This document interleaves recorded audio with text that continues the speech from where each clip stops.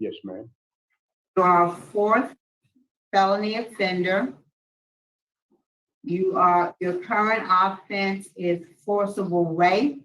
You were sentenced on May 19th, 2008 to 18 years of hard labor. Your parole eligibility date was January 15th of 2022. You are not eligible for good time, and your full-time date is September 29th, 2024. Is that correct? Is this information correct? Yes, ma'am. All right. Well, Mr. Bethany, your case has been assigned to me, so I'll start the questioning for the board. Mr. Bethany, you were the stepfather of the two victims in this case, is that correct? I lived with their mother, yes. And how long had you lived with their mother? We had been together 7 years. How long had you and she lived together? For 7 years. 7 years. Yes, ma'am. Because one of the girls at the time was 7 years old. Had she just been born? Let me Yeah, that's think for okay. a second. One of the girls was 9 years old at the time, so she was obviously around 2 when you and the mom started living together. And then the other child was 7 years old, and if you all had lived together for 7 years, either she was pregnant at the time that she moved in with you, or she was already pregnant at that time. Gave birth shortly after that. It would, if I'm remembering correctly, we moved in together in '99, and I was arrested in 2006. So 8 years. I'm sorry. Okay. Mr. Bethany, the facts of this case are really unpleasant. They really are unpleasant. And I don't want to spend a whole lot of time having you go into detail about what happened in this case. But one of the things that I have in my file is that you were interviewed in order to complete a sex offender risk assessment. Do you remember talking to someone who asked you questions about the case and was doing an assessment? I vaguely remember someone at Fort Wade speaking to me. And that was done this year, earlier this year. It wasn't like, years ago. It was earlier this year. This year? I think so. I don't recall. Yeah, January 26th of 2022. They spoke to me By a social worker.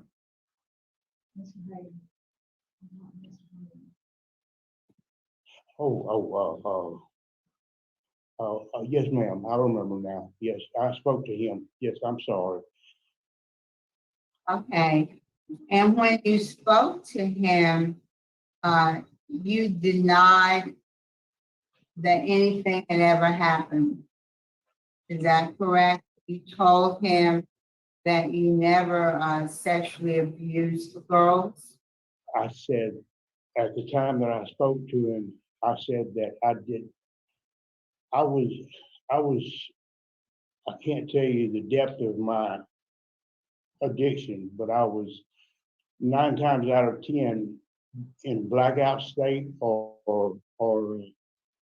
so drunk that I couldn't recall anything. But I don't recall the action itself, but I do. I mean, it had to have happened. Well, I'm not going to say that I didn't know it had to.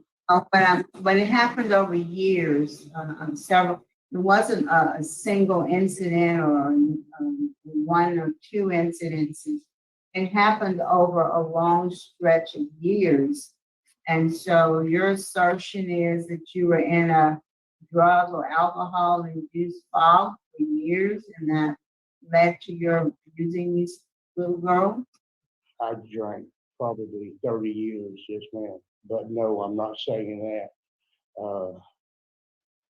Some of this is surprising to me, but What's surprising to you, Mr. Bethany? I didn't realize that it was supposed to have happened over years and years' time. I thought it was an incident. You thought it was a single incident, Mr. Bethany? Say, yes, ma'am. I thought it was one particular Was it incident. the incident that happened at the house in the bedroom? Or was it the incident that happened on the railroad tracks?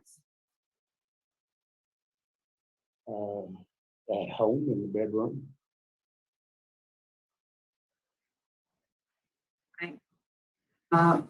But according to the person who interviewed you, you said that you adamantly denied having committed these offenses and that he says in discussing the crime for which he is incarcerated, he says the victim's mother, who is his partner at the time, was married to another man and refused to request a divorce due to her receiving $600 a month from him. Do you remember saying that? Oh, yes, ma'am, that was true. The arrangement was unacceptable to the offender due to his desire to marry her for tax and morality concerns he had with the arrangement. Ultimately, he requested she and her children move from his home. Once they moved, he was falsely accused of the crime that he pled guilty to. You remember saying that? I do. That's what, yes, ma'am, it's what I believe at one time. And that you were 45 years of age. The victims were 9 and 7.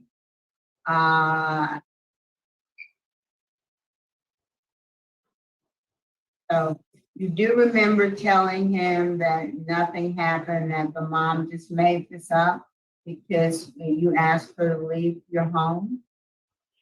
I probably did say that, yes, ma'am, but it's not true. I mean, it had to happen. I mean, I've come to the realization over the years that I've been here or incarcerated that, you know, I shirked all responsibility. I stayed in a haze 24/7, and if I said that, then it wasn't true. It had to happen. I mean, I can't date specific time or anything. I'm not capable of doing that, but you know, Well, let's talk about something else, Mr. Bethany. In 2018, I see you had a write-up for an aggravated sexual offense for which you received extended lockdown.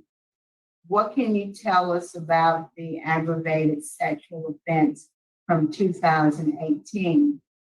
okay, it was during the time I had lost some very important people to me. I was in a bad state. I felt alone. My father was deteriorating very rapidly, and I just wanted a companion, someone that cared about me. It was a poor choice. So it was a consensual sexual encounter between yourself and another inmate. Is that Yes, ma'am. right? Okay. Well, again, I go back to the interview that you did with the social worker. When he asked you about the write-up in 2018, you said that officer was angry with you due to his stating he was content with jail and issued a false RVR to cause him turmoil. So in your statement to the social worker, on 2 occasions dealing with sexual offenses, you deny that it happened and you claim that the information was fabricated, that people were lying about this. Do you recall telling him that the officer was angry with you and issued a false RVR to cause you turmoil? Do you remember telling him that? I remember telling him that I had had a confrontation with the officer, but I don't remember telling him the RVR was false. You don't remember telling him that the RVR was false? Not that it was false, that it was exaggerated. Okay. Well, let's talk about sex offender treatment. When and where did you do sex offender treatment? It was at Winfield Correctional. If I'm remembering right, Where was it? Winfield Correctional, yes, ma'am. And what year was that? It was in 2009 or 2010. And how many phases of sex offender treatment did you complete? I completed all 4 and I facilitated for a year until I was transferred. I did see that you had certificates for phases 1 through 4. But for some reason, the interviewer indicated that they could not verify those that treatment. But I did see certificates in the record. But one of the things that was determined during the interview is that you suffer from major depression. Are you on medication for depression? No, ma'am, I'm not. I did Are you? suffer. Go ahead. I did suffer from major depression, but it was mostly because of alcohol. Well, okay. Have you ever been given medication for mental health issues at David Wade or any other facility? Not at David Wade, but at other facilities I had, yes, ma'am. Also, there was a diagnosis of pedophilia. Do you know what pedophilia is? I know what it is.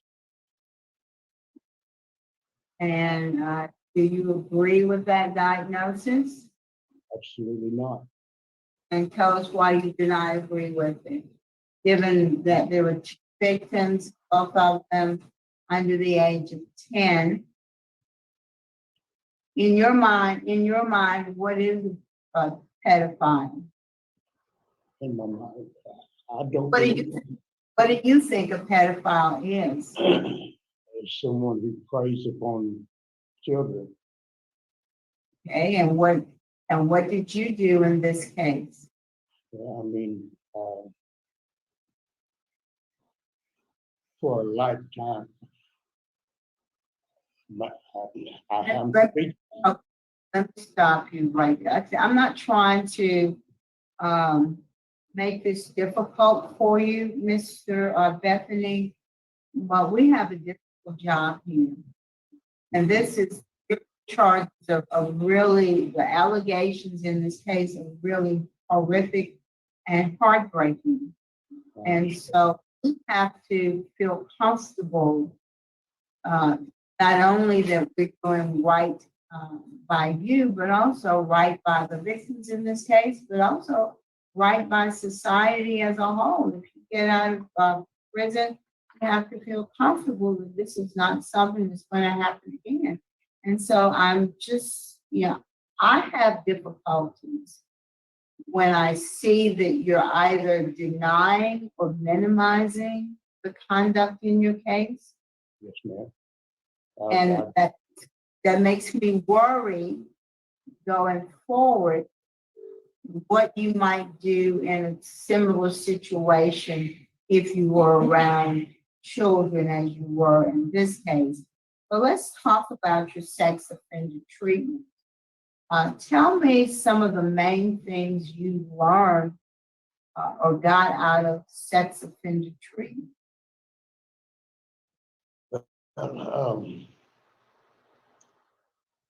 It's just, I hate when I go on the spot, I freeze up. I don't want you to think that I'm. Oh, that's okay, but just tell me. Well, let me help you. I think that, ma'am. Go ahead. I think that in some instances, mitigating factors have a lot to do with something that people wouldn't ordinarily do in their lives.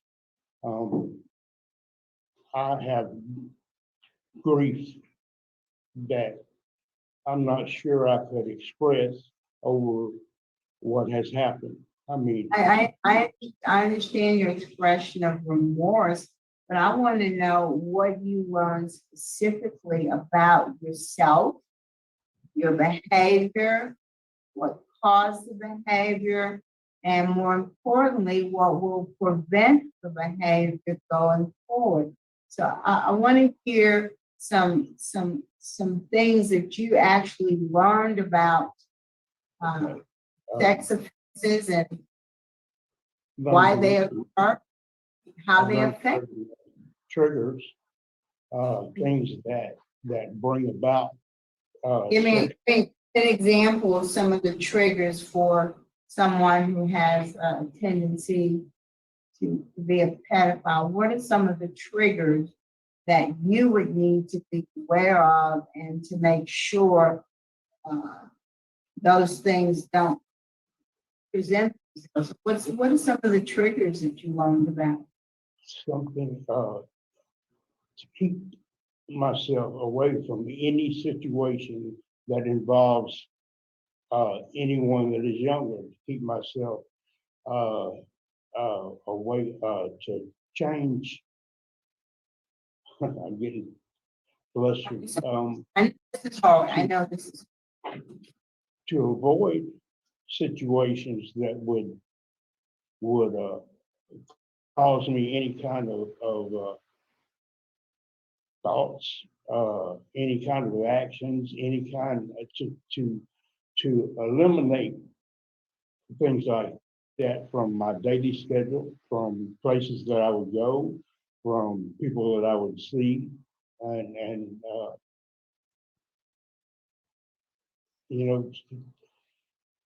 I have to govern myself. I have to make up my mind, pay attention to what I'm doing, and govern myself. I don't know a better way to put it. Do you understand that sometimes that's easier said than done? Oh, most certainly. Well, tell me how, let's put yourself in the shoes of those now young women. How do you think what you did to them has affected them, and how has it changed their lives? I would think it would be devastating. I would think that it would cause problems with ever having trust for anyone. I think it would cause problems with ever being able to believe what people tell them, to ever know if it's the truth, especially people in responsible positions that are supposed to be protecting them. I think that I suffered the same thing when I was young, and I've never recovered. So you were the victim of sexual abuse as a child? When I was young, yes, ma'am. And how do you think that played into your then becoming an offender? I'm sorry, I didn't understand you. I said, how do you think your own sexual abuse played into your becoming a sexual abuser?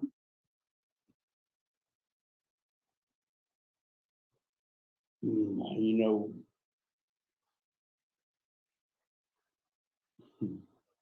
No, these are hard questions, and I don't mean to. you're not, you're not. You're doing what you need to do. I understand that, but there are some things that I just, they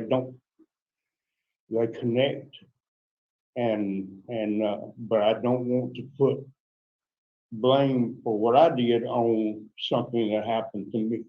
I don't want to defer and say, oh, well, I did this because this happened to me. I don't want to do that.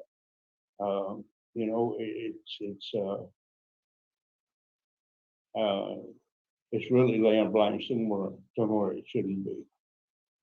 I'm sure it had some kind of an effect until I learned, until I feel the places in me that were empty with the things that I've learned during the course of this incarceration. I'm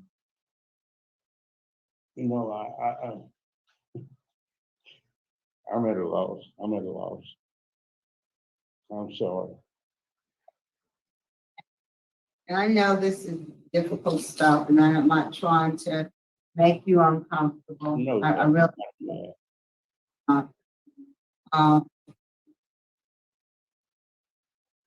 So tell me, you talked about sex offender.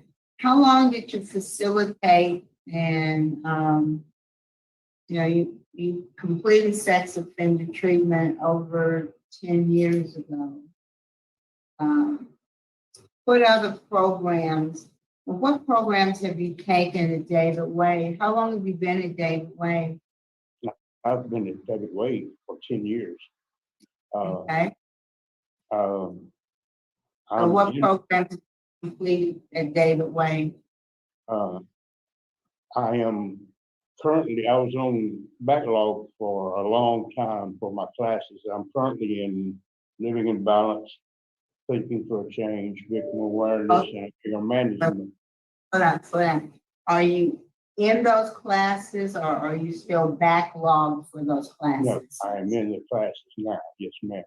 All right, so are you in phase 1 of Living in Balance? Yes, the first book, yes, ma'am. Okay, and then you're also doing Thinking for Change? Thinking for Change. How long have you been in that program? When did you start Thinking for Change? I'm on the 7th week, I believe, of Thinking for Change. How many weeks are involved in that program? I'm not sure, ma'am. I don't know. All right. And any other programs you're currently taking? Anger Management and Victim Awareness. Okay. When did you start Anger Management? I began all of the classes in January Of this year? Yes, ma'am. And Victim Awareness also? Ma'am. In January? And you started Victim Awareness in January of this year as well? Yeah, all 4 classes. There were programs I completed at Winfield that I have a certificates for as well.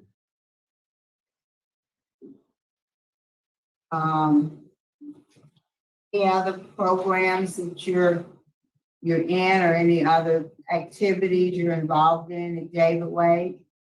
I'm a member of HRC. I was a board member for Human Relations Club. Uh.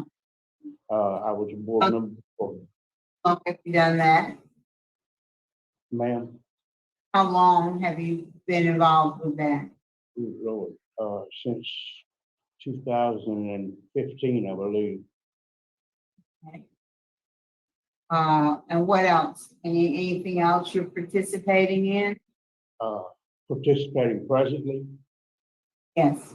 not clubs, no, I work, I'm a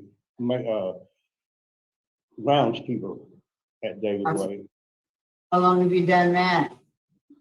for 10 years, since I got here in 2012.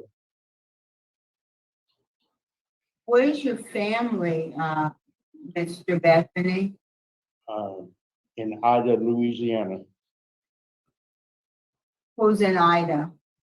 My mother's in Ida. Two of my sons are in New Mexico, and my daughter is in Texarkana. And how often do you see or have contact with your family members? Well, with my mother, it was every other weekend. With my children, it was, my sons just moved to New Mexico at the end of last year. Before the pandemic, I saw them once every 2 or 3 months, whenever they had the opportunity to come and weren't working. My daughter, I have, ma'am, I was gonna ask about your daughter. she lives in Texarkana, and I haven't seen her. She's having issues with alcoholism and things that I would like to be a part of stopping. Yeah, I will tell you that there is some indication in the record that she was also sexually abused. I've never heard that. I'm just telling you that there's an indication of that in the record that she and your son were victims of either sexual or physical abuse. So I just wanted to let you know that. So if you were successful today, Mr. Bethany, what's your transition plan? I will be moving to Ida.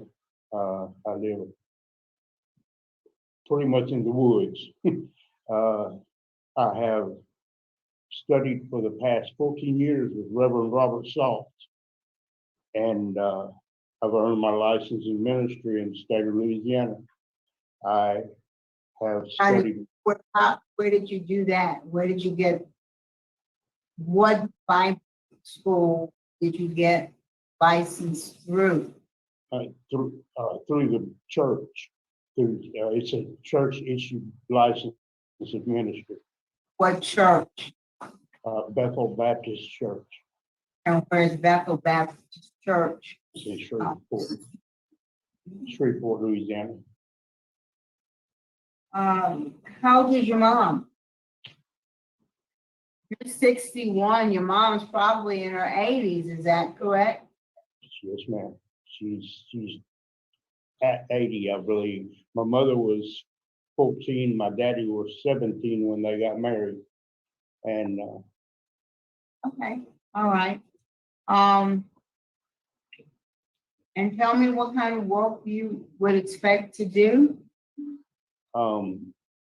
We have a family business, a production company in the oil field. Who's running that? Ma'am? You're running an oil production company. I will be part of the. Who's running it now? Who's running it now? My brother is taking care of it right now. My mother is doing the accounting and all the books, taxes and things like that. I also have a position with Bethel Baptist Church as a minister to prison ministry programs. I believe, if I'm not mistaken, I sent a letter from him and a contact number in my packet. It's, Ma'am, I did see that. okay. Dr. Free at the Apostolic Church in Huron, Arkansas. I also did correspondence work with him and became a recognized minister in the Apostolic Church. I have written mental health advocacy services in Shreveport on Fairfield Avenue and requested a packet for help upon release, whether it be now or in 29 months from now. But I think this is the way I feel is I would really, if I make parole, I would rather, in 29 months, I'll be going home no matter what. If I made parole, I would have an officer to be held accountable to. I will have somebody that will be able to guide me. Think that's important. Why do you think that's going to be important for you? Because he can guide me in the right direction. He can, or he or she or whoever the parole officer is, can help me maintain. I'll be accountable for anything that I do. I will be moderated, I'll be governed, I'll be watched, and it will help me reassimilate, I think. But this is my first time for doing it. I understand what you're saying, but let me ask you this, Mr. Bethany, please, be as honest with me as you can. Deep down inside yourself, do you have any worries or concerns that this problem that has you in prison right now is still there and it could happen again if you don't have close supervision? Okay, and I'm going to tell you straightforward. I have no worries or concerns whatsoever of this offense ever happening again, ever. The problem, I don't know exactly what the problem is deep down, and that's why I contacted the mental health advocacy. There has to be a reason for everything that's ever happened. There has to be a reason, and I want to know what it is. Because if I don't know what it is, I can't fix it, or no one else can help me fix it. I don't have that many years left to live, period. I'm 62. I'm not going to be realistic. I don't have that long left. I want to spend time with my mother. I want to help her and take care of things that she needs done. My father will not be able to see the change. I lost him with COVID-related. Of course, he had COPD in 2020, and I don't want that to happen again. I want other people to be able to see the change and the difference, and to do what I need to do. I've never lived a life. I've never really lived. I've only existed, I suppose. But I want to live. I mean, you brought up something. I'm just going to take a few more minutes with you. You talked about addiction. Tell us what you've done to address your substance abuse issues. My substance, what have I done? Well, first you have to establish a will and not.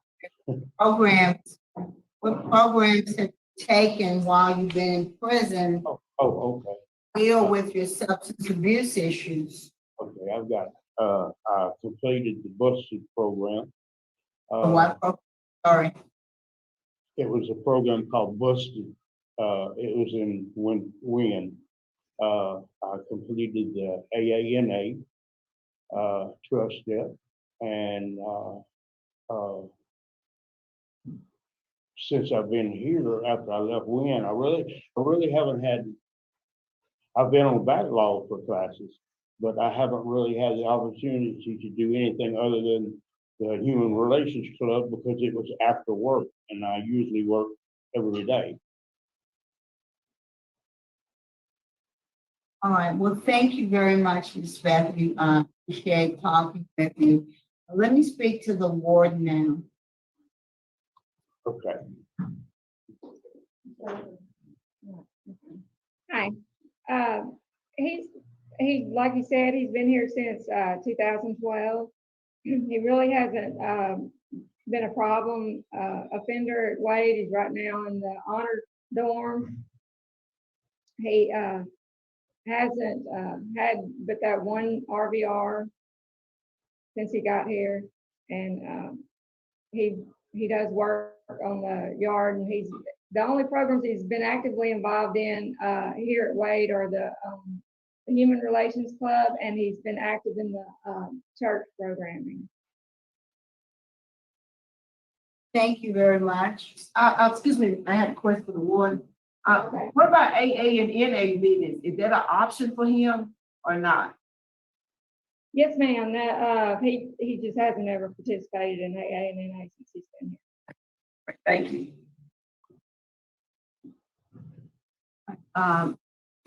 Mr. Bethany, I don't see any other questions. Would you like to make a brief statement before the board votes? Yes, ma'am, I would.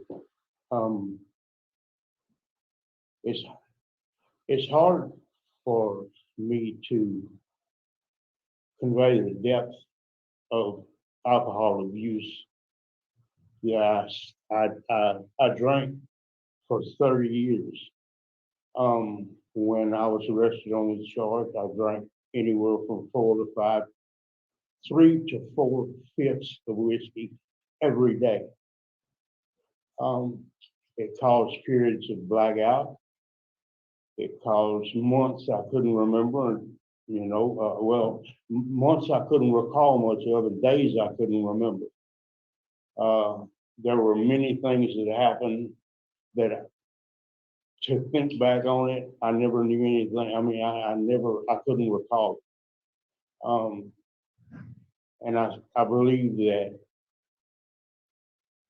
it wasn't actually the taste of the alcohol, or it was the results of what the alcohol did. I had no responsibilities. And like I said before, I didn't live a life. I mean, I simply existed. It caused me, I had an accident that broke my back and my neck, trips to the hospital with, at one time, a 3.2 alcohol content, but only by the grace of God am I still alive. And I realized that, and I know what I have to do if I want to continue to live a life at all. If I want to have a life at all, I know what I have to do, and I have no options. It's one or the other, and I can't go back to living the way that I live. I can't do it. Thank you, Mr. Bethany. Is the board ready to vote? Yes. All right, Mr. Bethany, I will tell you this is a very difficult case. The victims in this case they've been terribly harmed and opposed this wrong to the police. There's also law enforcement opposition, and you can't change those things. But there was something that you said that kind of resonated with me, Ms. Bethany. Whether you get granted today or not, you will be released on September 29th of 2024. And I'm not sure that you're getting out without some sort of supervision over you and some sort of transition from incarceration to absolute freedom would be the best thing for you or the best thing for the community at large. I would feel more comfortable with your being released with a period of time on supervision. And so my vote today would be a conditional grant to be granted on completion of living in balance, thinking for a change, anger management, and victim awareness. And then upon release, with the special conditions that you obtain a mental health evaluation and follow all recommendations, that you're to have no unsupervised contact with juvenile females. You are to have no contact with the victims or any members of their family. You are to attend at least 2 AA or NA meetings per week for the duration of your supervision. But I'm just one vote, Mr. Bethany, but that would be my vote today. Ms. Wise? Mr. Bethany, I just want to encourage you to own it. That when you plan to go out and help other people, so own all of who you were when you were on it. And you're really not stepping into complete ownership of who you were. You can't change the history, so you might as well go and get it straight. So that you can, going forward, you can help other people because you own who you were then, because you're not that person anymore. The girls talked about, all the drinking, and they talked about drugs. Girls talked about how you beat their mom, that's domestic Valerie. They talked about how you took her money, buy your alcohol. Those girls endured a lot. Own all of that so that you can take that and help somebody else in your ministry going forward.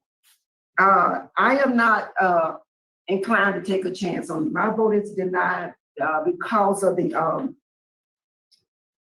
my other concern is AANA. That is something you can think about being a lifetime with. And it's there at David Wade. And it's concerning to me that you're not enrolled in AANA. Because of 30 years of drinking, you got to really stay and get a sponsor and stay in the support that you need. So my vote is to deny it because of the nature of the offense, the age of the victims, and I think you need long-term intensive substance abuse treatment prior to release. And I make that recommendation as well, that you get long-term substance abuse treatment. Best wishes to you, sir, and law enforcement competition. Best wishes to you, sir. All right, Mr. Freeman? Mr. Bethany, my biggest thing is that, on 2 different occasions with social workers, you turn around and you deny doing it, period. Mm-hmm. And, today you're trying to fess up because I think you realize we pretty sure that you did some of these offenses, there's no doubt. So until you can accept responsibility of what you've done, there's no way I can vote to grant. So I vote to deny also. All right, Mr. Bethany, you've received 1 vote to grant additionally and 2 votes to deny. So the result today is to deny. But I would encourage you to continue working on yourself. Take advantage of whatever programs they have to offer at David Wade, because you will probably get out before you have another opportunity to appear before this board. So you need to do everything you can to equip yourself so that when you are released, you will be successful. And so good luck to you, Mr. Bethany. Thank you very much. Cockroach. What else can you say? I'm almost tired of saying when you think you've seen it all, you see it again. That was just one of the worst interviews. I mean, I don't know, is it a top 10? And interestingly enough, Miss Jackson wants to give him to have him get out early so that he can have some supervision. And I think Miss Wise and Mr. Freeman were the voice of reason here, because I just say, I don't even, if it's one more year that he's locked up, and we have heard survivors say this, that's just one more year that you can guarantee he won't hurt another child. It's, even on the conditions that Ms. Jackson laid out, to not have any supervision without a female, not see any child. I mean, you shouldn't be around any child, period, ever. Forget supervision, but I get he is. I don't know. Does the supervision mean, is it like a social service person that sits in the room with him and sits there and watches? Maybe. It starts off, now remember, this hearing took place April 2022. He's going to get out September 29, 2024. That's actually a year from me recording this on September 28, 2023. Maybe he doesn't make it out. He's not in good health. Maybe he doesn't make it out. He's today he's 62. He's young. That's very young. Imagine if he does get out in just a little bit. All those years that he's going to get to hurt children, that he will be hurting children, in my opinion. He got an 18-year sentence, but he's a fourth felony offender. So can someone explain to me why they didn't come in here and slap an habitual offender on him? I want someone in Louisiana, a district attorney, explain to me why you would go and they do this, by the way. They are allowed to retroactively attach an habitual offender bill. I don't know how many, is it years, 5 years, however many years they want. So someone can get convicted, not even realize that they have 3 felonies. We have seen this in appeals. Then the DA would say, wait a minute, look, he has an arrest in 92 and 98 and 2006 for selling this $80 worth of stuff. And then after he pleads to, 2 years for selling the $80 worth of stuff, they'll come there and say, 1, 2, 3, all in the statute. Boom, habitual offender, life in prison. We've seen it. Why would he get 18 years? Why is there not an habitual offender bill slapped on this monster? He's going to be 63 years old when he gets out. Then what? What has he shown? All he has shown is that he will lie and lie and lie and deny and deny and deny. He's doing this at his own pre-trial to the social workers. The report that the parole board had is that he says that it is that they were going to get divorced. She got upset, and then they said that it happened. And it happened one time. Oh, Miss Jack, was it on the train tracks or in the bedroom? Oh, it was in the bedroom. He marries a woman with 2 children, 2 little babies. They were the age of 9 and 7 when he got convicted. He says he was married to them for 7 years. That means they would have been 2 and not born yet, or just born. What do you think he was doing for all those years? Just what do you think? You think he was caught just then, really? He gets up in here, he accomplished nothing in 18 years. All he does is lie repeatedly. His own children don't talk to him.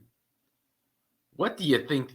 Ms. Wise mentioned on the record that he hurt them, he stole from them. Well, what do you think else he did to them?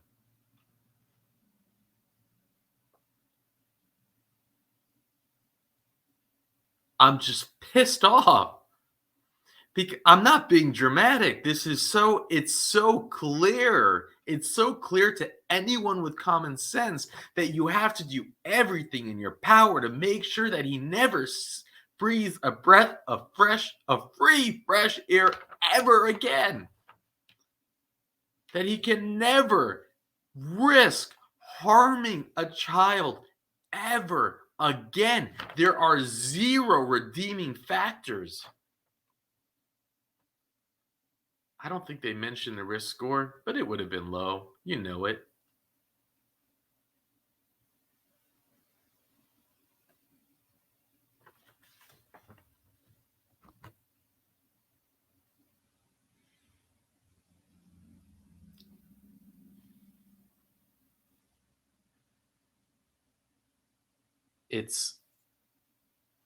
He has the aggravated sexual right of offense in 2018. Now,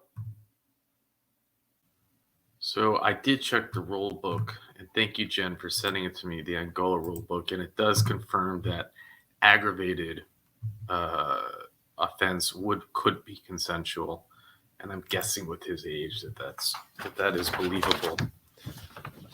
But he goes on this whole sob story about how his father, and he mentions the loss of his father, but his father did not die yet. He mentions it several times, and I'm pretty certain his father's only sick. And it's like, come on, it's like he tries to pull on every little manipulative, like, it's so pathetic. The whole,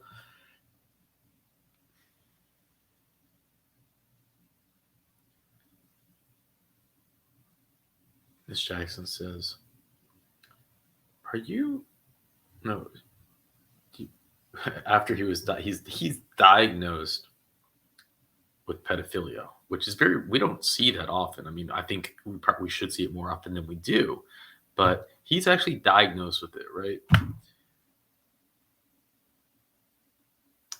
And then Miss Jackson says, do you know what a pedophile is? Yes. Well, what is it? Someone who preys on children. That's correct, sir.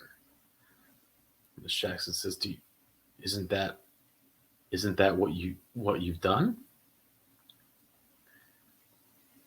What are you going to do to stop it? Because he says he's not one. I'm not a pedophile. Really? Isn't that what you are? Well, I'm going to keep myself away from children. They start saying, I'm going to keep myself away from children. Make sure I don't put myself in these situations. And it's like, dude, you married a woman with a newborn, with 2 babies. You did that, we know, intentionally for one reason. I know. I believe that. I shouldn't speak for everyone watching this. It didn't happen by chance. It's thought out, it's planned, and when you think about that, and that reality settles down, it's like, oh my gosh, this person wooed this female because of her children. Did all the work to get her, to marry her, and all of that just so he can have his prey, so he can prey on her children.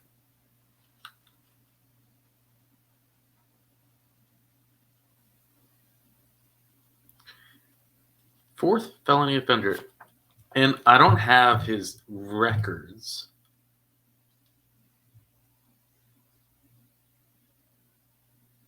I have one thing Richard sent to me, and it's just, it only lists his one offense here. I'm not sure that he has a robbery, he has something else, but then he goes on. He's drinking how much? 5ths a day? That's like 750. That's like the big bottle of scotch whiskey. He's drinking 3 to 4 a day. That might be the only thing I maybe believe him on. Even then, that sounds pretty insane. I don't know. Can someone actually drink 3 to 4 bottles in a day?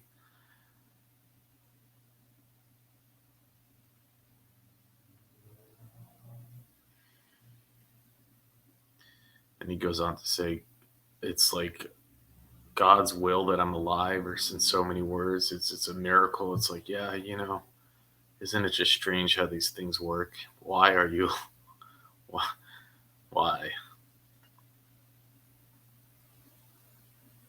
But he has nothing. His children don't talk to him. Not one supporter shows up. Nothing.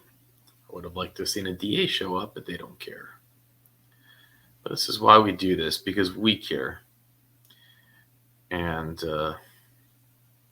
it's important to point out the injustices of our justice system, and to also show that these things really exist, that there are monsters that walk amongst us, that they really do exist. For anyone who's like wants to go on and say, well, everyone should deserve this. No, not everyone. There are people that need to be locked up forever. And this is one of them. Mr. Bethany is one of them, in my humble opinion. But why don't we go do another one? Let's see what else crawls through the door. Classified as a third felony offender, offense, forcible rape. Sentencing date, October 18, 1999. Sentenced to a total of 40 years. Parole date, August 1st, 2021. Good time, not eligible. Full term, September 17, 2039. Is this information correct, sir? Yes. Thank you. Mr. Marabella. Good morning, Mr. Brown. My name is Tony Marabella. Your case was assigned to me. Can you hear me okay? Yes, ma'am. Mr. Brown, how old are you, sir? 58. And how long have you been in prison on these charges? 22 or 23 years. Tell me a little bit about your educational background. How far did you go in school? I dropped out of school in the 7th grade. Okay. Did you ever get your GED? No, sir. Have you ever tried? Yes, sir. I always had a problem with, I had the basics down pat, but I never could get to algebra. Have you tried to get your GED while you've been in prison this time? Yes, I've been in school, but it just wasn't working. Okay. Tell me a little bit about why you're in prison. Tell me what was going on with you that caused you to commit this horrible crime? Well, at the time I found my mother dead. I'm sorry? I found my mother dead, and the person that I was associated with, living with, I just lost it. Basically, I just lost it. You know? What do you mean you just lost it? I mean, you beat her pretty bad and raped her. I mean, what do you mean you lost it? I lost what I mean. I lost it is I couldn't think straight. You know, I was wrong, true enough, for what I did. Were you on drugs or alcohol? Yeah, I was on plenty of drugs and alcohol, but that's not an excuse. Well, let's talk about your drug use. What kind of drugs were you using? Heroin, coke, weed. What else besides weed? I'm really having trouble hearing you. Can you get closer to that microphone? Okay. All right, you can hear me now? Yes, sir. Tell me the drugs you were using. A little heroin, weed, pills, different types of drugs. Okay. So how long had you been using heroin? Oh, probably about a year or two. How old were you when this offense occurred? 37, 35, 36, 37. All right. So 35, 36 years old. How long had you been using drugs before that? When did you start using drugs? Well, I wasn't using drugs heavy, but I don't know. I guess when I started hanging out, I started using drugs more heavily. You know? And when was that? Oh, I guess when I was about 29, 30, that's when I really started it. All right. Now, you say you started using drugs when you started hanging. Hanging with whom? Well, my friends. My friends were, Well, they loved well, music. You didn't do drugs before 29? I didn't do drugs as heavily as I started doing before I met them. You know. Okay, well, let's talk about what you did up until you were 29. Did you work? Yes, What kind of work did you do? I was a plumber's helper. And so what happened when you were 29 years old that started you on this drug tear? You know, I just started hanging with my friends. They smoked, I smoked. They drank, I drank. You know, I guess you could say I just wanted to be part of the group. Well, let me tell you, I got friends that I smoke cigarettes with and cigars with, and I got friends that I drink beer with and I drink whiskey with. But I ain't never raped nobody and I ain't never got on heroin. So tell me how that translated into heroin. How it translated into heroin. That was just something I was trying with another friend. Another friend tried it. He said, well, look, man, look, it takes you on a high that you ain't never been on before. So how long did you use heroin before this incident occurred? It was just an on and off thing, you know. If I go out with them, I would try it. If I went out, I'd do other things. Sometimes I smoke weed, sometimes I drank. Just different things at different times. Well, let me ask you something. Do you consider yourself to be a drug addict? No, I don't consider myself to be a drug addict. You know, So what would you call yourself? What would you call your drug use? I would call my drug use a person that like to use drugs. You know, it made me feel like I was important when I was using drugs. You know? So when you use drugs, you feel important. Right, And I think that's a normal thing. But I also think that's part of the addiction. Have you taken any kind of classes for drugs? Yes. What have you taken? I took the 12-step program. And what did you learn in that 12-step program? It ain't always alcohol. I mean, sometimes you have to take your own initiative, you know. You have to be responsible for your own actions. In everything that I've done since I've been locked up, I learned one main thing. What did you learn? That's accountability. Okay. Well, I want to hear about that, but I want to hear about your drug use and what your thoughts about your drug use are, okay? So you're using heroin every so often. Yes. You think heroin's a serious drug? Well, I didn't know it at the time, but I do now. I know it's a serious drug now. Okay.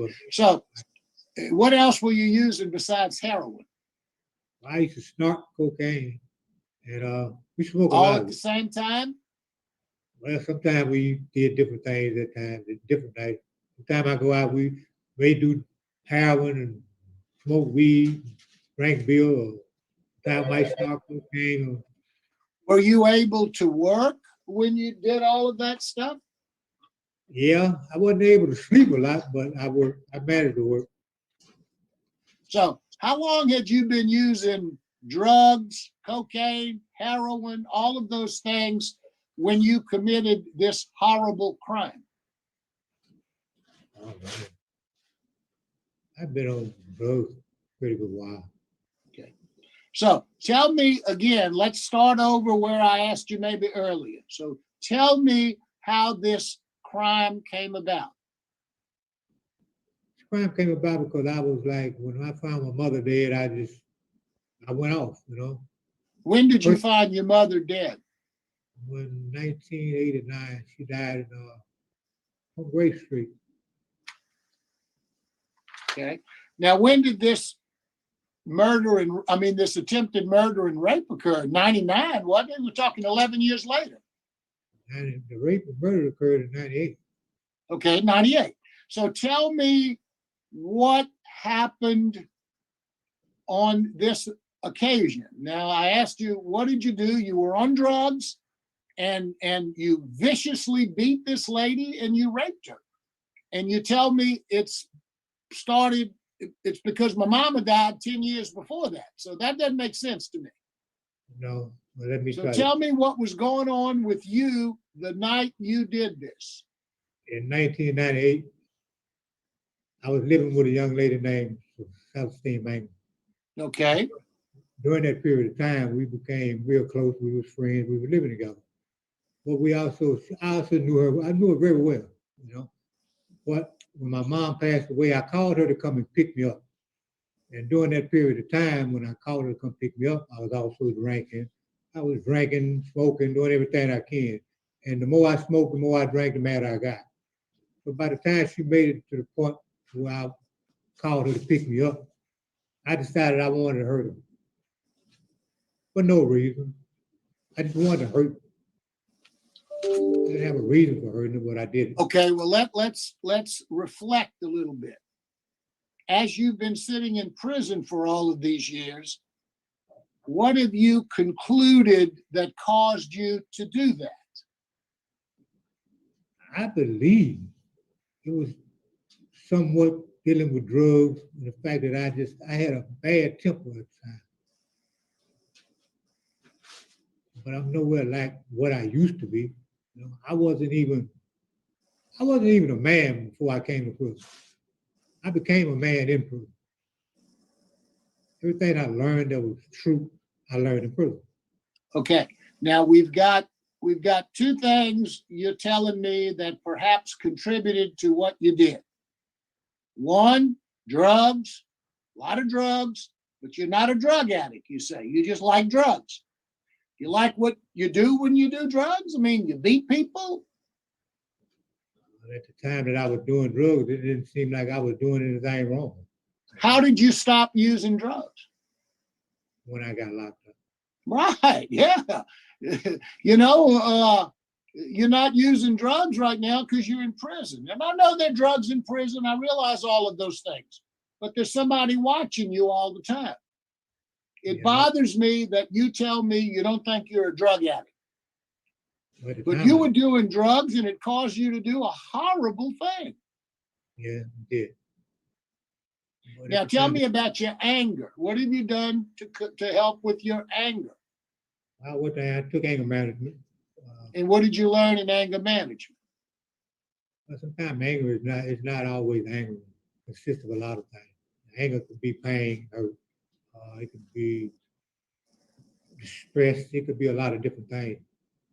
And in taking anger management class, I learned that. You know. Mine was dealing with a lot of pain, and I thought it was just anger itself, but it wasn't all just anger. It was a lot of pain. Now Right. I've noticed in your reports that you're listed as disabled. What is your disability? I have nerve damage. You have nerve damage where? I have no feeling in my right side. On your right side? Did you have a stroke or what? I popped a big sciatic nerve in the back of my leg, and it couldn't repair it. Okay. So what you didn't have a stroke, you have a sciatic issue with your nerves on your spinal cord or something like that. Is that it? Can you walk? Yes, I can basically do a lot of things. I just can't pick up nothing heavy, pick up anything over 5 pounds. Now let's go back. I want to go back to you said you took some substance abuse classes. What are the classes that you believe have been the most helpful to you since you've been in prison? I would say substance abuse. Okay. So how many classes have you taken? What sort of substance abuse classes have you taken? Well, the class that they had was 12-step program, Alcoholics Anonymous. You go to Alcoholics Anonymous, it's volunteer really. When did you take that? It was back and forth. It was like 2015, I believe.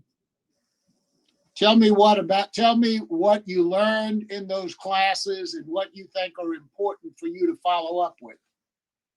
Well, I learned that denying that you're not an alcoholic or a drug addict is one of the first things people that are actually have an addiction. That's what they do.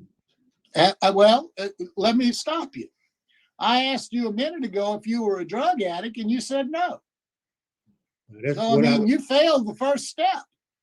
Yeah, but I failed the first step then too. So, but now I know, I just, then it just didn't seem like I would consider myself a drug addict. It was just something to have fun with, something you do. So you don't think you're a drug addict? I didn't think I was a drug addict then, But since I've been to these classes, I've learned that, yeah, I am a drug addict. You know, I just didn't believe I was a drug addict then. Well, I'm a little confused because I asked you earlier if you were a drug addict and you said, no, I just like to use drugs. I was thinking you were talking about when I started. When I started, I didn't think I was a drug addict. Since I've Well, been I'm here, not talking about when you started. I'm interviewing you today about the possibility of letting you out of prison. And it ain't going well, I'm gonna tell you. okay. And I So learned tell it. me what you learned in your classes and what you would put in effect if you got out to keep you off drugs. I learned in class that I had to do a lot of things. Well, tell me the things you have to do. I had to keep myself straight. I got to be around people that's positive, you know, that's gonna keep me positive. And I don't know, it's just, I don't know. I know I have a job, I be working, I can do a lot of things. I just don't know. Have you ever had a mental health evaluation? Yes, And what did they determine? Do you know? not that I know of. I don't think I had a mental problem. What I can understand is, Mr. Brown, let me tell you that you know, my history is I'm a lawyer. I was a judge. I ran a drug court for 14 years. And I am absolutely convinced that most people who are drug addicts have emotional issues that they try to deal with for one reason or another. You know, you've described that very well to me in your discussion. You use drugs, you get mad, you don't know why you're doing it, and all these kind of things. That's what drugs do. But people use drugs because they have underlying issues, because they're angry, or they're feeling insecure about things. There are a lot of reasons why people use drugs. One of those reasons, and you said it, is people like drugs. Yeah, maybe so. But more often than not, people go to drugs because they're trying to escape some kind of pain. And it sounds to me like you had some real pain with the death of your mother. You had some real pain with some anger issues and some other things that you've had. So how are you going to deal with all of those things if you get back out? If you get out again, the world hasn't changed. Things are just as bad as they are. You may not have those same old friends, but they got guys just like that sitting out there ready to grab on you. So tell me how you're going to be able to deal with staying away from drugs, not getting angry, and not doing something like this again. I'm trying to stay around people that's positive. I plan on doing a lot of things. I plan on still going. Alcoholics Anonymous. They said my sister, she is a minister, and she talked to me about going to Alcoholics Anonymous. Okay, somebody's talking to you about going to that. What have you learned in taking your classes? I hear your sister trying to help you, and that's wonderful. But what have you learned from those classes? I learned that talking about it helps. You know, I know I have emotional problems, but it's hard to just let go and explain things to people. You're Really doing a not, pretty good job of explaining yourself. Let me ask you this. Do you know what your triggers are? Do you know what a trigger is in drug addiction? no, I really don't. A trigger is what kind of tends to make you want to use drugs. A lot of people say people, places, and things. When I go around certain people, I want to do drugs. When I have a lot of stress in my life, I want to do drugs. I want to escape reality. When things don't go my way, when my relationships don't work out, when I can't find a job, when stress is too much for me, that's when I tend to go towards drugs. Is that fair to say the same with you? Yes. Okay. So how are you going to deal with that if you get out of prison and you can't find a job because of your disability and your relationships go south and you just not happy and you get depressed? How are you going to deal with not wanting to go back and taking drugs because you like to take drugs. I think I'm gonna just have people around me that's gonna help me. I mean, that's the best I can do. I think I can have people around me that will help me. And if I That's a give- good start, but you're the one that has to help yourself. It is important to have people around you. Who would you have around you? Family members, basically. 'Cause, my sister is the closest one to me. And by her being a minister, I think hanging around her probably would do me more good than anything.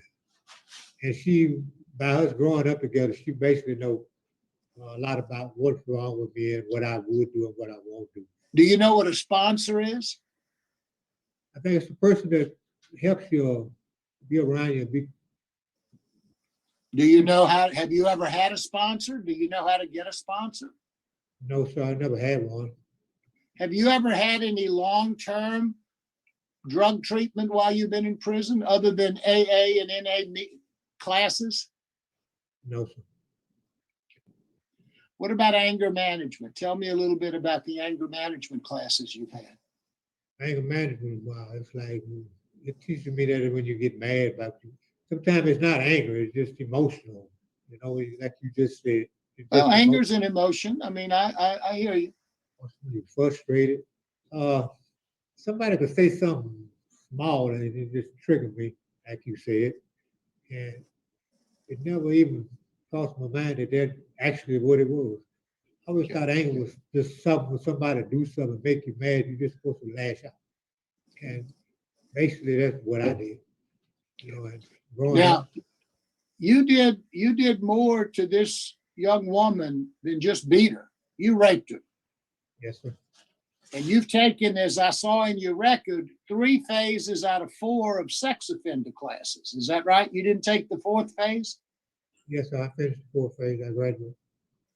You did all 4 phases? I didn't see your 4th phase. You did the other ones, it looked like in 2003, 2004. When did you finish phase 4?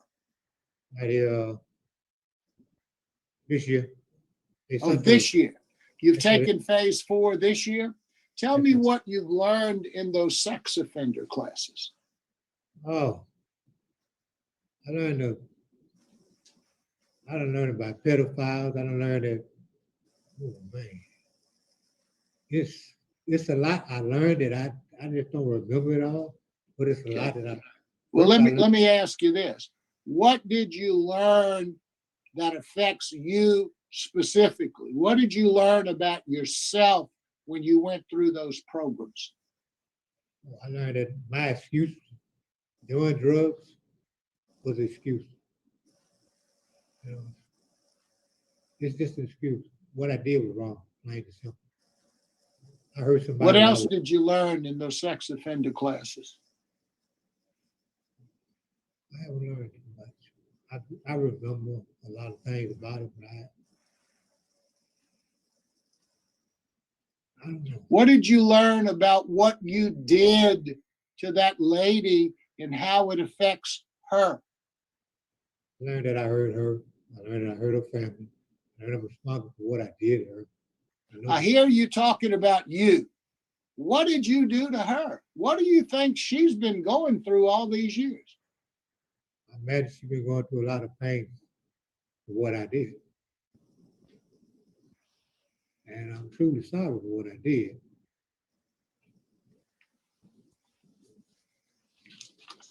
You are, I think, a 4th offender. You've been, it looks like you've had 20 plus arrests. You've been convicted at least 6 felony charges, multiple thefts, unauthorized entry, both aggravated and simple escapes, multiple misdemeanor charges, including theft, aggravated assault, domestic abuse battery, resisting an officer. Your supervision history is very poor. Why should I vote to let you out early today? With everything I did then, I was a young man that was just wild.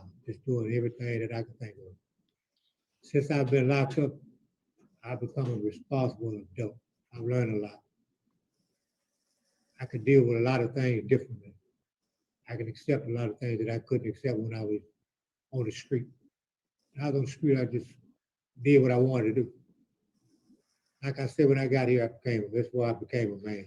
That's why I learned about a lot of things. Why I learned about commitment. I learned about being responsible. I learned about accepting things that I've done wrong.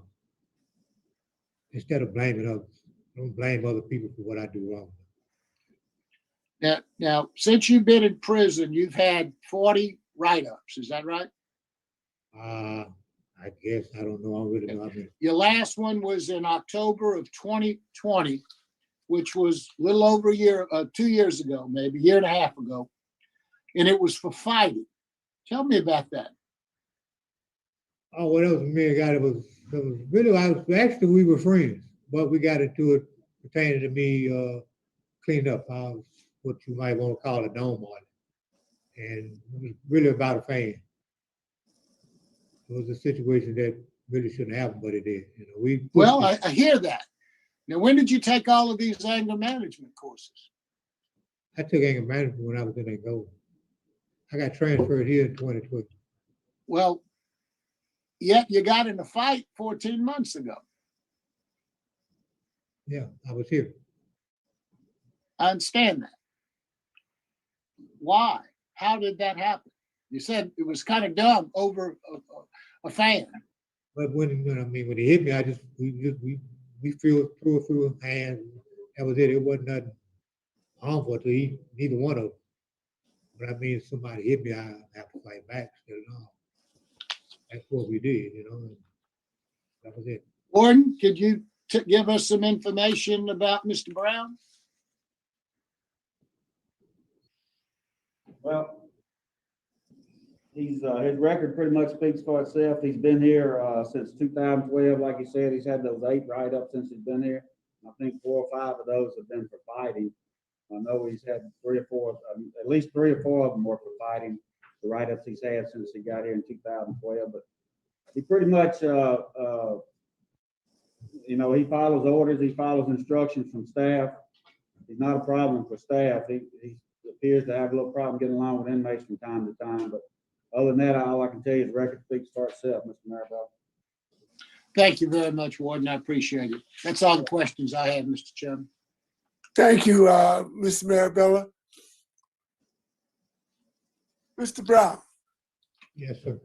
And I hate to harp on the same problem, but you've had a fight in 2020, aggravated disobedience in 2019, 2018, defiance, aggravated disobedience, another fight, 2017, another fight, 2015, another fight. When you completed anger management in 2005, it didn't do you any good, did it? Yes, it didn't. Every one of those write-up is considered aggravated. Disobedience, defiance.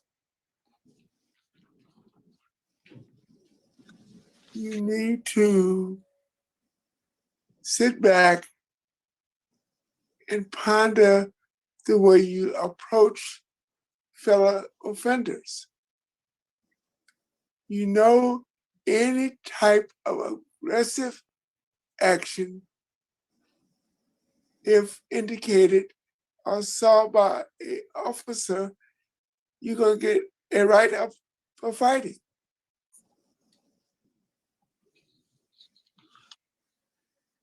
I think it's time that you recognize that you are letting time serve you and you're not serving time.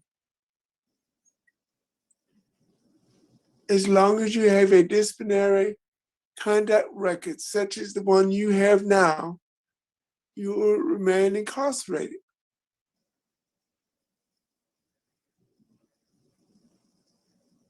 As the warden said earlier, Your record speaks for itself. And it is time to clean up your record. Mr. Racer, do we have any speakers? No, sir. Okay. There's no further question. Mr. Brown, would you like to make a brief closing statement? Yes. Speak now. I'd just like to say, I'd like to thank y'all for having me. I know I have a long way to go, and I still have a lot to learn. So whether I make the role or not, I'm still trying to make myself better and do better. So in saying that, if I don't make the role, then I'm still gonna try to come out and get back in some classes and see if I can really just catch on to what it is I need to learn. Because somewhere down the line, I still haven't learned what I need to learn. Thank you. Well stated. Is the panel ready to vote? Yes, Mr. Marabella? thank you. Mr. Brown, you said earlier, I think you said you were nervous I want to say that you gave a very honest interview. And I appreciate the things that you've said to me today. And I think just now in your summation, you basically talked about my concerns, and that is you need a little more. You're working in the right direction. You're moving in the right direction. You've taken some courses, you've taken some things that are very helpful to you.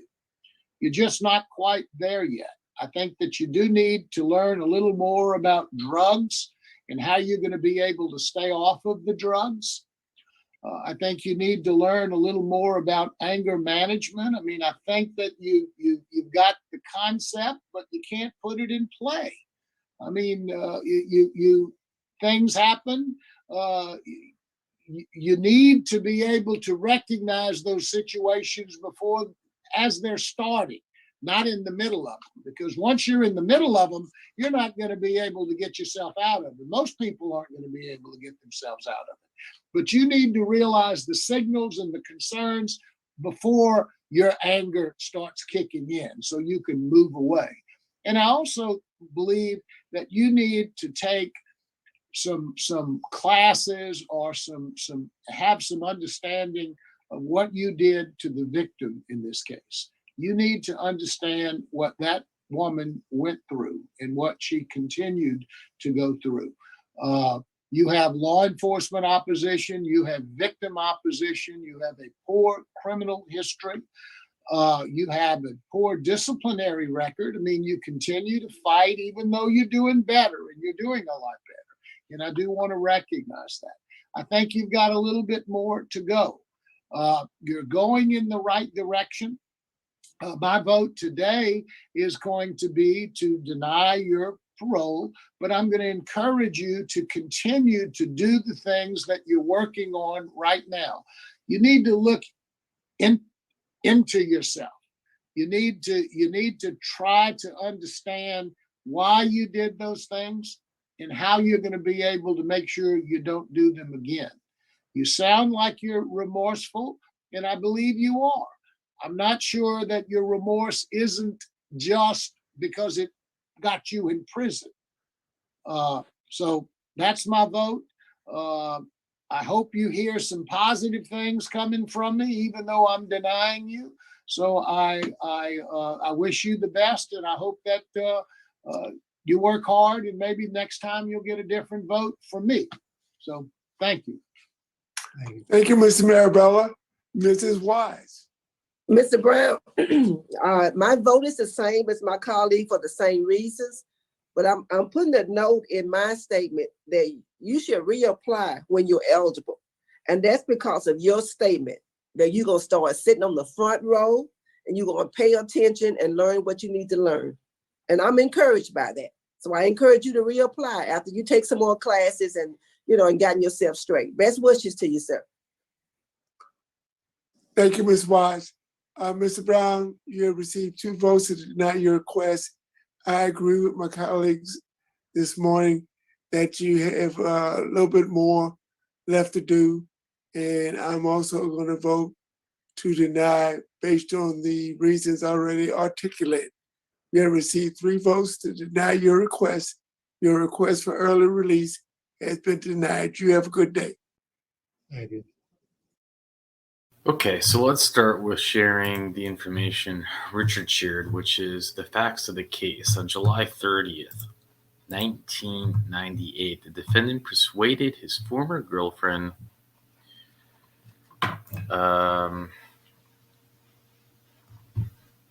Celestine Magham, and the victim to give him a ride. So he's in the car with his girlfriend and the victim. The defendant was angry and intoxicated when he entered the victim's van. The defendant beat the victim on her face, chest, and shoulders with his fists. He then obtained a tire iron and struck the victim on the legs and stomach. A tire iron. He told her she could scream all she wanted because she was going to die. The defendant eventually drove the victim to a wooded area while continuing to say she was going to die. The victim was unable to flee due to her injuries and due to fear she would be killed if she tried to escape. The defendant ripped the victim's clothing from her body and sexually assaulted her. Then the defendant took the victim to his sister's house, thinking she was not home, but his sister was home, and God bless her. She forced the defendant to release the victim, and she took the victim to the hospital. Then he appealed because he took a plea deal. This appeal is on his plea deal that he was going to take minimum of 5 years, maximum of 40. He took the plea deal and they gave him a maximum of 40, and he said that it was excessive. And you would think that maybe a DA would have shown up to this, being that this guy is dangerous, but no, they don't show up because why would they? If he had sold narcotics, I'm sure he would be. But this was an interesting, I enjoyed Mr. Mirabella's interview. I thought it was classic Mr. Mirabella. He said, I have fun. I have friends where I smoke cigarettes and cigars. I have friends where I drink whiskey and beer, but I've never sexually assaulted anyone, although he used the R word. And I was like, wait a minute, does Mr. Mirabella smoke and drink? Because I've always just assumed he was totally like abstinent. It could be he's just giving an example, or it could be he does. I don't know. But that left me thinking. And then Mr. O'Shea had a classic line too. Well, you're letting time serve you. You are not serving time. The way Mr. O'Shea says these things, he's so like grandfatherly. I really love Mr. O'Shea.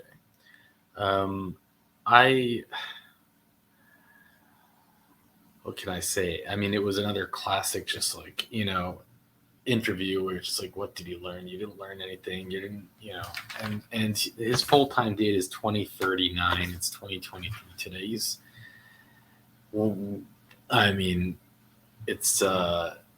He's got a long way to go, and I don't know if they're gonna, I think it's more like they're trying to give him encouragement, but I think I'd be surprised if he gets out in good health. What was a little scary about this? Richard dropped this in, and I don't blame him. They're similar age, and they have the same exact name. They're only like 6 years apart on the birth date, and that's how I knew for sure it wasn't the same person, because I was about to rage. But let's just rage on this for a second. This man was accused of sexually assaulting the 11-year-old girl over several years. So this was written in 2018. Now, the police department say that the victim claims the man identified as it's the same name 48, molested her on multiple occasions while she and her mother were living at his home. The victim says over the course of several years, so she's 11 at the time, so at least starting from when she was 9, Brown touched her inappropriately, performed oral, and also assaulted her of sexual nature. The victim says that she told her mother that one of the incidents caused some bleeding, but her mother thought it was her starting her menstrual cycle. So here she is telling her mother, and her mother just saying, I don't care. I don't care. And they spoke to the victim's mother, who said that they did live with Brown, but the crimes happened after they moved out, and the victim never wanted to go around Brown, but she didn't know why. The mother claims her daughter did not tell her, which I don't believe for a second.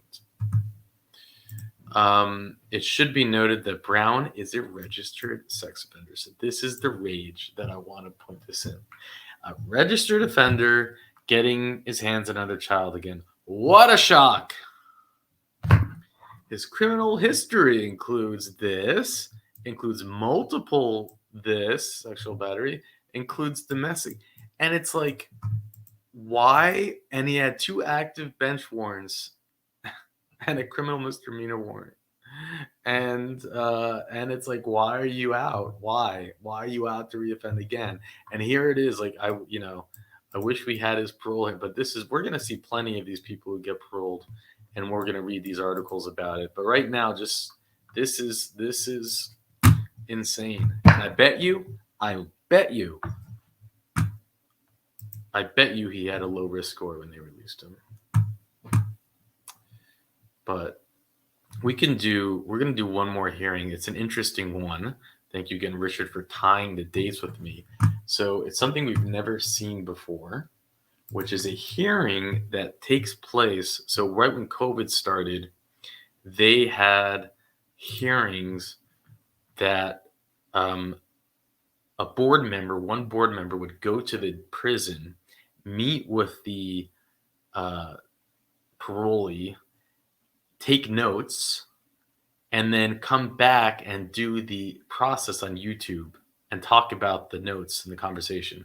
So we're going to watch that. We've never seen it before because I thought it was just kind of like, not ideal to show it. But in this case, so let me know how you feel about these hearings, because there's a lot of them that we can do. But what's interesting about this is that when that hearing is done, we're then going to get to see a rehearing where he does show up. So I think tying it together makes it more meaningful. Oh, here we go. Okay. I spoke with Mr. Fugler. Mr. Fugler is 27 years old. He's a 3rd felony offender. His good time date is July 13th of 2016. His adjusted good time, 2026. His adjusted good time date is April 29th of 2026. He's in jail, as Madam Chairman has pointed out. He has a high risk for reoffending, which concerned me somewhat. I spoke with him about that, and perhaps I can address that as we speak. The facts of the case is that he claims he met this young girl at a party in 2012. He thought she was 14, but he thought she was 15, which of course is still no defense. He thinks she's 15 years old. He was 19 at the time. He indicated it was only a one-time deal. It was some friend of a friend of his. He didn't know her that night before, but other people did. He said that her mother found out and got mad and had him arrested. And the records seem to reflect that he was allowed to ROR that night, rather than having to post bond or anything else after the police looked at it and talked about it. He spends a few months in jail, and he pleads guilty to illegal possession of stolen things, as well as the charge, and he gets a suspended sentence, which to me suggests that it was a consensual deal, what we might even refer to today as misdemeanor carnal knowledge, but it was a felony carnal knowledge back then. However, he doesn't register. And he has a number of reasons for that. He said that he went to work out of town. He had deaths in his family. But the bottom line was he failed to register. and he was sent to jail for a few months, and then he was released again. Same old song, didn't register again, same thing, went out of town, worked, etc. I assume the DA and the court got tired and they revoked it. And he ended up going back to jail in 2017. The programs, he's got a few good programs, but he's got no sex offender specific programs. He learned to be aware, what he's told me is he learned to be aware of his surroundings. And he says, from now on, I'm going to check their age. I think he has not really grasped the crime he committed, only that he was duped or mistaken about her age. Sex offender treatment is really needed here. He has had no specific sex offender treatment, although he claims he was trying to get into Steve Hoyle, but he has too much time left, so they couldn't get him in. But Steve Hoyle isn't really geared specifically for sex offenders. So we discussed that, and I talked with him about that. His disciplinary record has been excellent. He's got no write-ups while he's been in prison. With reference to drugs, he indicated that he's experimented with marijuana and meth, but that was a long time ago, and he doesn't believe he's had any significant problem. He hasn't used drugs in many years. His work on the outside, he's a boilermaker, iron worker. He's done all kinds of work. He's worked in New Mexico and other states. This was part and parcel of the reason why he was out of town working, because he couldn't find work here and he moved out of town. When he was younger, he completed Youth Challenge program. He said he believes in 2008, 2009. He does have unanimous law enforcement opposition. The victim, however, is not opposed to his release. She said that both of them has been damaged and he served enough time and it's time for everyone to move on.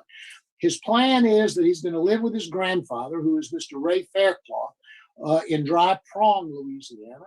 He's going to stay at a camper in the back of his property. This suggested again to me some possible registration issues. So I'm not sure exactly. This is the plan itself is not bad, but living in a camper, and I'm not sure if that camper is mobile or what it is, but that's an issue that I discussed with him. With reference to jobs, he's got 2 potential job offers. He said they're both guaranteed if he wants them. One is at Petron, which is in Alexandria, Louisiana, building all aspects of building truck stops, etc. Again, I suspect there's a registration issue with him moving around the way he is. Now, if he stays in Alexandria, that may be a different thing. Another possibility is Turner Industries in Sulphur as an iron worker. He is in good health. He works currently in the kitchen where he is. He says hopefully 1 year from now, he'd like to use his education and a small inheritance that he's made to build up a small part-time mobile pressure washing business. Long term, he hopes to be in that kind of business with 5 or 6 pressure washing trucks. He realizes now he was being irresponsible and not handling his business. He is older now and he's more responsible. My thoughts after interviewing him is that he's on his way to being productive. He acknowledges a lot of irresponsibility and appears to have turned a corner. I am concerned about his attitude about the carnal knowledge charge and why it is illegal and wrong, even if it was consensual. I want to wait and hear what everyone else has to say, but my recommendation would likely be to grant only if he is able to finish a sex offender program, complete sex offender program within the next 9 months with other conditions. Madam Chairman, that would be my report on my interview with Mr. Fugler. Thank you, Mr. Marabella. Any comments or questions, Mr. Jones? No, I don't have any. Good interview. No. Yeah, good presentation, very detailed. We appreciate it. Let's see, Miss Carla Corley has indicated she'd like to speak. Ms. Corley, we'd like to hear from you.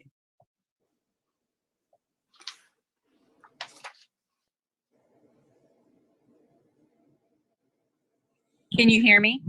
Yes, ma'am. Ma'am. Okay. I am Shelby's aunt. I am his dad's sister. I do feel that Shelby has, spent enough time there for what happened. I do not belittle the accusations. He knows he done wrong. I do feel that he served enough time to do that. The camper situation, living on his grandpa's, it is just a camper. His grandfather already has a spot set up in the back that already has the utilities and everything. So it's basically just another living arrangement. He does have jobs that are secured if he does get out. You know, I do understand about the having to go through some kind of sex offender class or things like that. I don't know if he can do that on the outside or if it just has to be done on the inside. And I'm sure he has no problem with, you know, taking the class either way it is for him to be able to be released. We miss him. You know, he's lost 2 grandparents since he's been in jail. So it's kind of hard, you know, not being able to see him and say goodbye and things like that. So we're just ready for him to come home. And my parents raised him, and that's who both had passed in the past 2 years.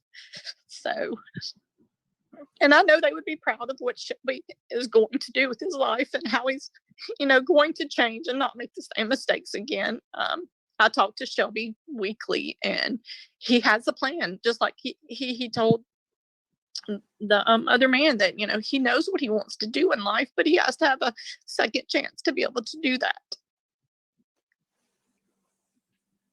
Thank you, Ms. Corley. We appreciate you this morning. Thank you. And I think that's the only indication I have on my screen that of folks who wanted to speak. So I would ask the panel, are we prepared to vote? Yes, ma'am. All right, Mr. Marabella. After speaking with Mr. Fugler and listening to his relative that was speaking here today, his aunt, it would be my vote to grant his parole. However, conditioned upon him being able to complete a significant sex offender program before he is released. Hopefully he can do that within the next 9 months. And the reason for that is very clear. I think he needs that understanding of what it is he did wrong and why it's against the law and why it's critical that he continue to register. We want him to stay out, not just get out. If in fact he's able to complete that, I would add the following conditions of his parole: that he be on a curfew from 9 p.m. to 6 a.m., that he attend AA meetings twice a week for the first 90 days, if for no other reason, just to get him moving forward. I would request that he get a substance abuse evaluation. They can determine whether or not he needs more AA or less AA. I would add as a condition that he do 5 hours per month of community service work, and that he report to his his parole officer weekly for the first 30 days, and that he make sure and understand how and when he is to make registration as a sex offender, and that he make sure that his living arrangements comply with all of those registration requirements. He does have good work skills. He does have good work for the future. So I hope these conditions, I hope he's able to complete this. I hope he's released and handles these conditions. And I suspect he's going to be able to have a good full life. That would be my vote, Madam Chairman. Thank you, Mr. Marabella. Mr. Jones? I concur with Mr. Marabella. My vote would be the same to grant. And based on what I've heard here this morning, I do concur. My vote also is to grant with the same special conditions set forth by Mr. Marabella. So he's received a unanimous decision. He'll have to complete the sex offender program, and we'll send him a copy of the decision form with all those special conditions. So he's been granted parole. Thank you all for participating today. Okay, so I'm actually really curious right now to see this next hearing because I haven't seen this yet. And this was taking place November 2020. The hearing we're about to watch with the same person takes place January 2022. So that's a really long sex offender program, or he finds himself back for violating again. And I'm going to hold my commentary and let's just jump into this hearing. Okay. Classified as a third felony offender. Offenses: sex offender register violation, carnal knowledge of a juvenile, possession of stolen things less than 500. Sentencing dates are September 24th, 2015, revoked on August 14, 2017, and September 13, 2017.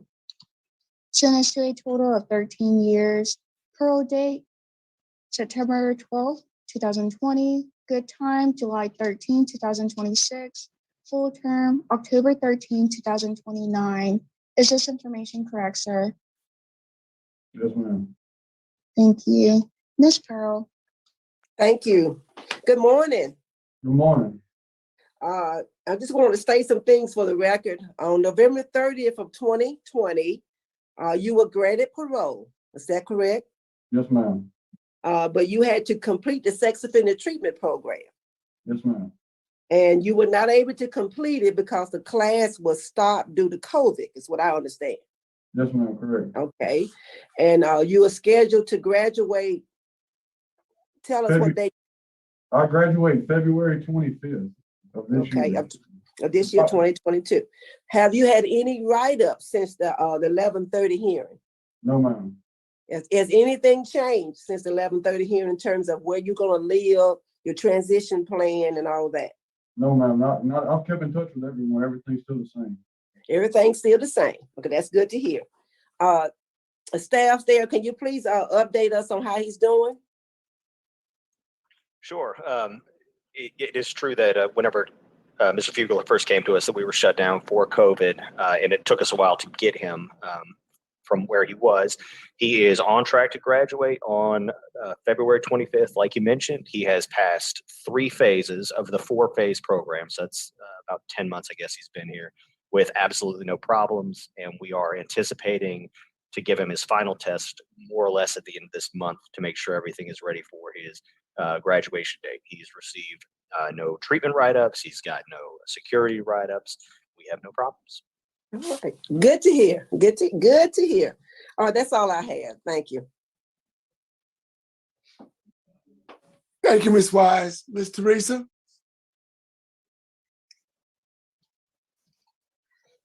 We have Ms. Melissa Fugler, who is a stepmother, who will be speaking in support.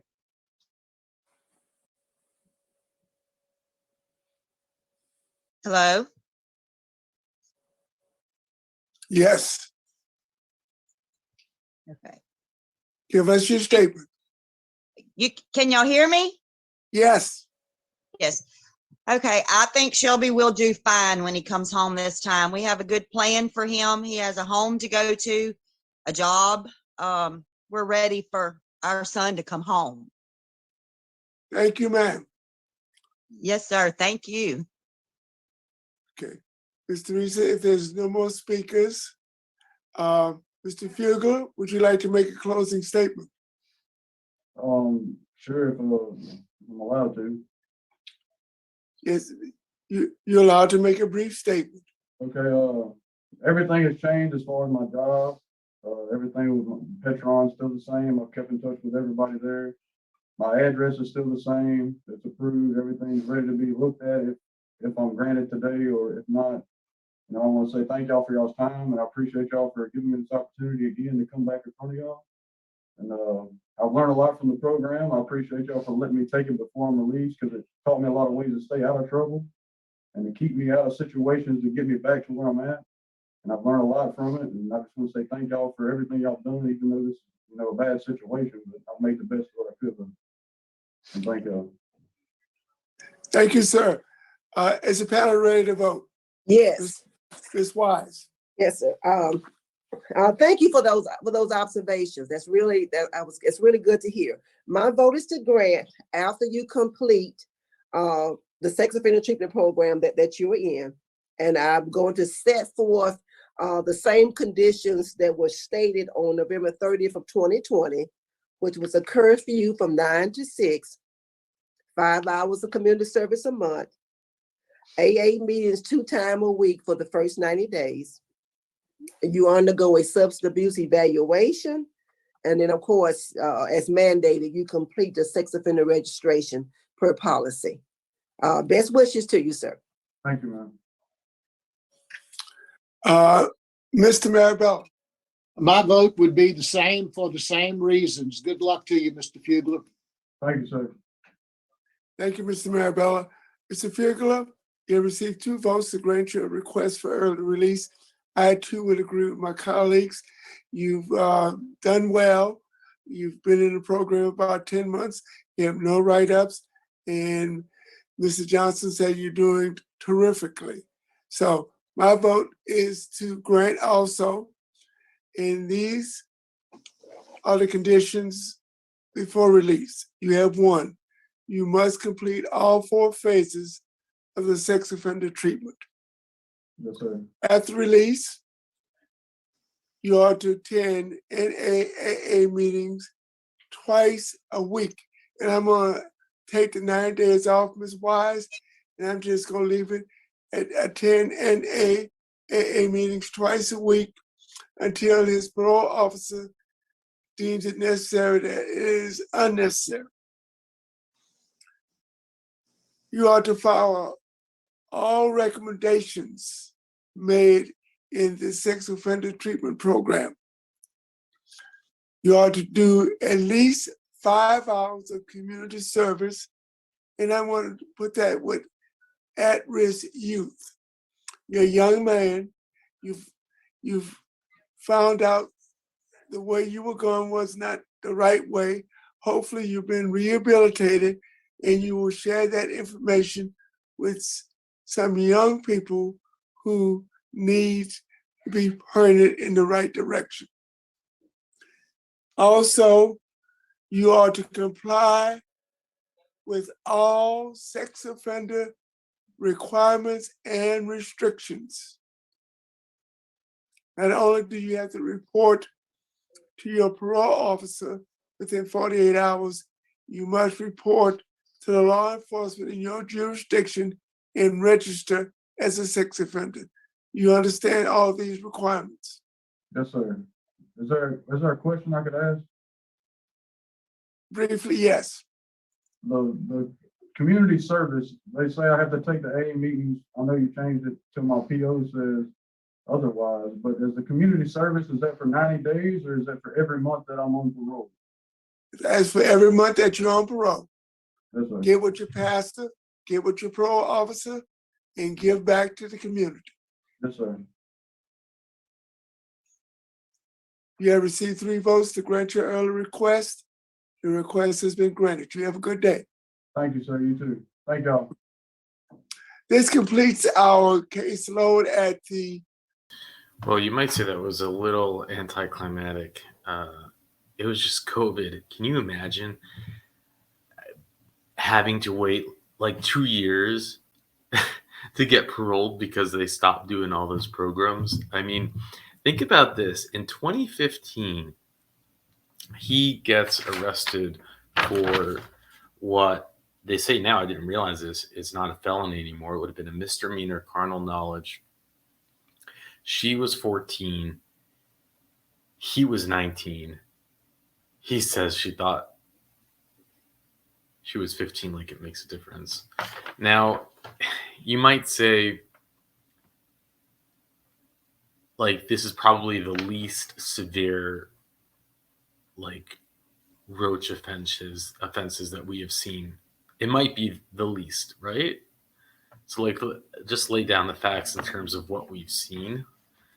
It might be arguable, but it's one of the least worstest, right, cases. But you know,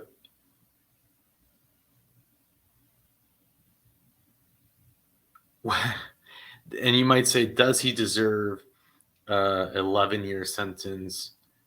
And you might say different things. Now I'll tell you, if my younger sister is that age and a 19-year-old, yeah, I would say he deserves every second of it, or any of my nieces, or any, like, like the idea that at 19 to look at a 14-year-old. I just remember when I was 19, and the years make a much bigger difference when you're younger. Like like I know I wouldn't be caught dead hanging out with the 16-year-old when I was 19. Now I'm sure a lot of you would have, but I don't know, in my circles that wasn't what we did. That's just my experience, right? There's like a but however, here's where I'll go. However you want to look at it, the bottom line is that he wouldn't have gotten sent back to prison, except that he violated his registration. He didn't register, and then he didn't register again. So it's all on him, and I have no sympathy for him because of that. None. And all of this is his fault. And the fact that he spent all of these years rotting away in prison, which must have just be, I can't imagine the really wow, type of situation he's been in through COVID and all of that, because it's on him. He didn't register. And it wasn't like he didn't register once, like he couldn't wrap his mind around how it wasn't so important, because he got locked up for it again, and then he got locked up for it again. It's like the Judge Stevens case that we saw when he wanted a jury trial to get the guy who didn't register 3 times. He wanted to give him 25 years to life, because he's like, when are you going to learn? And if he does it one more time, a judge might do a similar thing. I mean, he could end up spending his whole life in prison. And I believe this is the correct article about him. This is how he was caught. So remember, in 2015, the offense happened. He was, as Mr. Mirabella said, was able to get out on his own reconnaissance bond. And now this takes place 2016, where they went and caught him. March 7, 2016. So March 4th, 9:30 p.m., the Drug Task Force deputies assisted members of the U.S. Marshal Sex Offender Task Force. Imagine being chased down by those task forces at the age of 22. And it was a knock and talk was conducted. The Oak community near the U.S. Marshals received information that Fugler was hiding. Upon contact with the homeowner, officials noticed the subject, later identified as Cedric Rogers, 27. Began looking around for a suspect escape route. But basically it shows here that they ended up catching one of the guys who he was with the meth. And then upon questioning the homeowner, they obtained a location close by, which Fugler had been dropped off at. And upon checking the residence, he was apprehended. Whatever. I don't know why I'm reading all of this, but basically he was caught.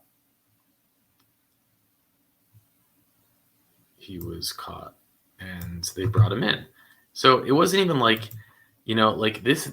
I guess what I mean is that it was still a dramatic scenario where they came after him for violating his probation, which probably was not registering, I'm guessing. And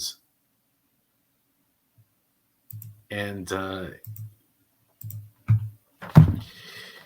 just don't feel bad for him. But what did you think of the format of because there are very few cases, if any, that I'm aware of now where they did the voice only? Is that something you'd want to see? Should I only put it in the member group? Because it's, I don't think I'd, let me know what your thoughts were on that. But yeah. And now he's got to do he was so curious. He wanted to know, do I have to do all that community service? You have to do community service. You're going to have to go to AANA. You're going to have to, your whole life has changed because you thought that she was 14. 15, not 14, which is just like, come on, man. Come on,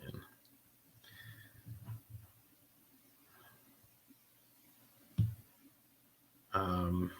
But hey, we've been here for 2 hours and 5 minutes, so I do thank you. We've seen all different types of cases, all different type of offenders. I think we got different scenarios and perspectives, and hopefully you learn from it.